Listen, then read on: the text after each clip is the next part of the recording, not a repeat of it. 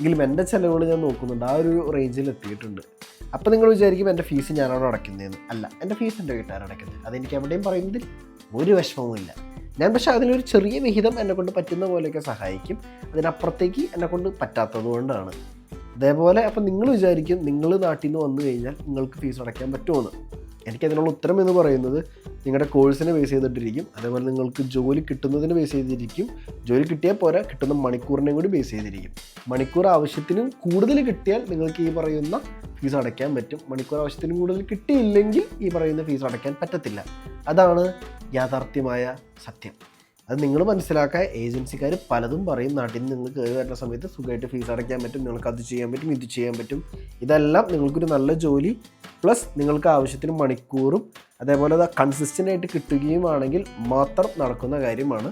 കുറേ സ്റ്റുഡൻസ് വരുന്നതുകൊണ്ട് തന്നെ പാർട്ട് ടൈം ജോലി കിട്ടാൻ ബുദ്ധിമുട്ടാണ്. കിട്ടില്ല എന്നല്ല, നല്ല രീതിയിൽ ശ്രമിച്ചാൽ കിട്ടും. അപ്പം അത്രയൊക്കെ തന്നെ. ഇനി ജോലി സ്ഥലത്ത് എന്തെങ്കിലുമൊക്കെ ചെയ്യാൻ പറ്റുമെന്നുണ്ടെങ്കിൽ ചെയ്ത് നമുക്ക് അങ്ങനെ പോവാം.